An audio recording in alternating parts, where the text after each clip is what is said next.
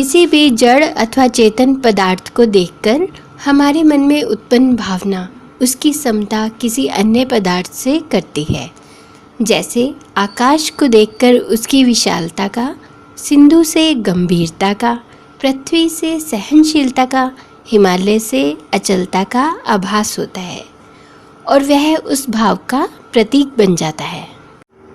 भारत में तो आदिकाल से ही प्रतीकों के माध्यम से आत्मव्यक्ति होती आई है। आदिकाल में धर्म के उदय होने से पूर्व मानव अपने ही माध्यम से अभिव्यक्ति करता था।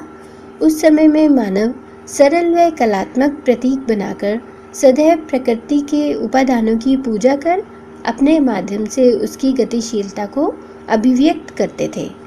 वे माध्यम थे कुछ चिन्ह। संभवतः सीमित ज्ञान के कारण मानव के लिए वस्तु का पूर्ण चित्र बनाना असंभव रहा, जो आज के कलाकारों का प्रेरणा स्रोत है। विद्वानों ने प्रतीकों को दो भागों में बांटा है। साहित्यिक प्रतीक, जिसमें भावनात्मक साम्य का ध्यान रखा जाता है।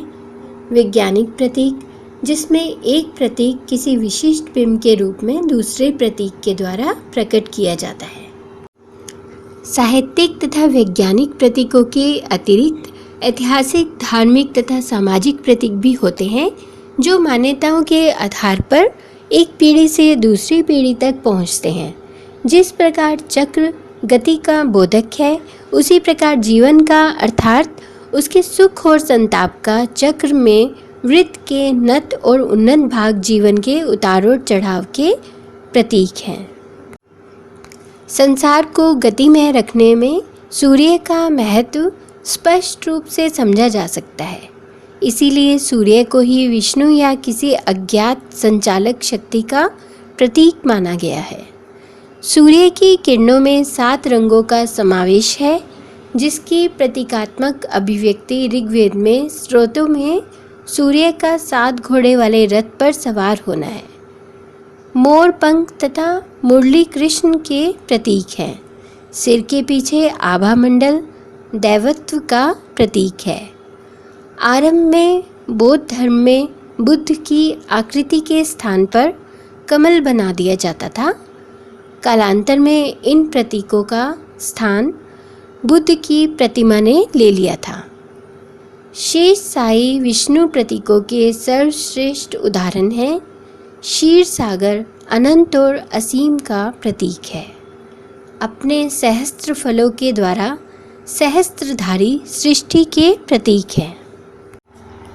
स्वास्तिक, मांगलिक पूजा के चिन्ह स्वास्तिक, चक्र, त्रिशूल, त्रिकोण आदि का चित्रण इसी भावभूमि पर हुआ है। सिंधु सभ्यता में कपड़ों और बर्तनों में पीपल की टहनी व पत्तों का अलंकरण है।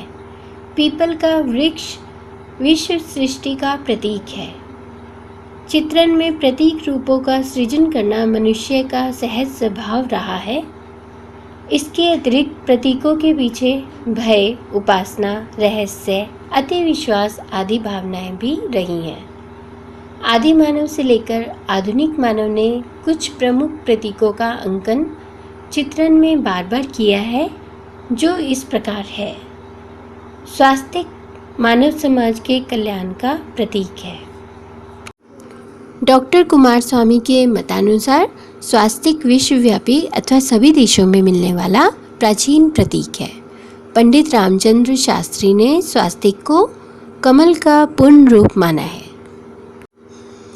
यह मानव तथा विश्व का सर्वोत्तम मांगलिक चिन्ह है। बुद्ध के चरणों में स्वास्तिक प्रतीक का अंकन हुआ है। स्वास्तिक को सौभाग्य सूचक, सूर्य पूजा से संबद्ध, उर्वरता प्रतीक, अग्नि, वज्र, जल, ज्योतिष प्रतीक, चारों दिशाओं में व्याप्त विश्वमंडल के चतुर्भुजी रूप का प्रतीक, चारों वर्णों आदि का प्रतीक माना गया है। वर्तमान समय में स्वास्तिक मांगलिक कृत्यों के पूर्व पूजा जाता है। कुछ अन्य विद्वानों ने स्वास्तिक के उद्भव का स्रोत ओंकार को माना है। 4 युग, 4 वर्ण, 4 आश्रय स्वास्तिक के ही प्रतीक हैं। शंख मानव हृदय में जागृत उन समस्त भावनाओं और विचारों को जिनके लिए शब्दों की भाषा पर्याप्त नहीं है, प्रतीक के माध्यम द्वारा सरलता से अभिव्यक्त किया जाता है। भगवान शिव और सूर्य के पूजन में शंख का उपयोग वर्णित है।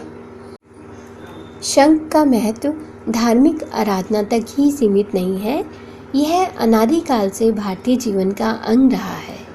राजनीतिक क्षेत्र में युद्ध की घोषणा और विषय की सूचना दोनों का प्रतीक है। प्राचीन काल में प्रत्येक योद्धा इसे अपने साथ रखते थे, अतः शंख पुरातन राष्ट्रीय वाद्य भी है। चक्र एक मांगलिक प्रतीक है। चक्र को देवी देवताओं का प्रभामंडल और उनका आयुध बनाया गया है। आभूषणों में भी चक्र के प्रतीक को अपनाया गया था। कर्णाभरण के रूप में चक्र का उल्लेख ऋग्वेद में पाया गया है। चक्र प्रतीक भारतीय जीवन का सार्वभौमिक अर्थ अभिव्यक्त करता है। इसके बिना न जैन धर्म आगे बढ़ा, न बौद्ध धर्म और न ही ब्राह्मण धर्म। प्रागैतिहासिक शिला चित्रों में भी चक्र के चित्रांकन पाए गए हैं। उस युग की मृदभांड कला में चक्र के अंकन दृष्टव्य है। इसकी प्रतीकात्मकता एवं उपयोगिता के कारण ही इसे भारत के राष्ट्रध्वज में स्थान दिया गया है। इस प्रकार भारतीय संस्कृति आदि से अंत तक चक्र से अनुप्राणित रही है। चक्र मानव सभ्यता के विकास की कुंजी है। चक्र हमारे जीवन का अविभाज्य अंग है। हमारे पूर्वजों ने चक्र के इस उपयोगी स्वरूप को बहुत पहले ही पहचान लिया था, तभी उन्होंने इसे अपनी कला का एक अनुपम प्रतीक बनाया। चक्र गति और काल का बोध कराता है। इस प्रतीक माध्यम से हमें समय के सदुपयोग का उपदेश प्राप्त होता है। चक्र के दो मुख्य अंग होते हैं, केंद्र और परिधि। ये दोनों भिन्न भिन्न प्रवृत्तियों के परिचायक हैं। केंद्र विश्राम का प्रतीक है तो परिधि गति का। केंद्र एकता का बोध कराता है तो परिधि अनेकता का। इस प्रकार चक्र दोनों में समन्वय और सामंजस्य स्थापित करने वाला अभिप्राय है। अनेकता में एकता का पाठ सिखाने वाला चक्र से बढ़कर अन्य कोई प्रतीक नहीं है। कलश वस्तुतः दिव्य सौंदर्य और सृजन का प्रतीक है। पूर्ण कलश जीवन और आनंद का स्रोत है। इसी मांगलिकता के कारण कलश के बिना हमारा कोई भी धार्मिक अनुष्ठान संपन्न नहीं हो पाता है। मंगल कलश को ब्राह्मण, जैन तथा बौद्ध सभी श्रद्धा और सम्मान की दृष्टि से देखते हैं। भारतीय कलाकार ने कलश का उपयोग भी बहुविधि किया है। कलश का महत्व साहित्य की अपेक्षा कला और धर्म में अधिक है। भरहुत, सांची, अमरावती, मथुरा, बोधगया आदि विभिन्न स्थानों के उत्कीर्ण शिल्प में पूर्ण कलश या मंगल कलश के मनोहारी रूप देखने को मिलते हैं। कमल भारतीय संस्कृति का प्रतीक है। कमल सदैव प्रकाशमान सूर्य की ओर मुँह किए हुए होता है। यह हमारे प्रकाशोपासक होने का प्रतीक है। तमसो में ज्योतिर्गमय का मूल तात्पर्य कमल को प्रदान करता है।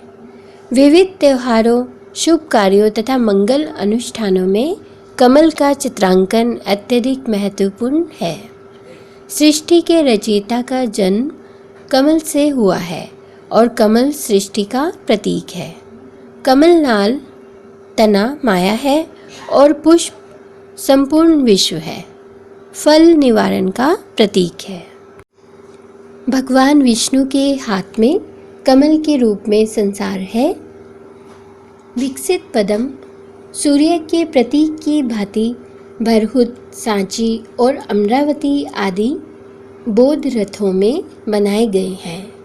सित्तनवासल, एलोरा आदि गुहा चित्रों में कमल वन अलंकरणों में उनका वैविध्य मनोहर रूप में छाया हुआ है।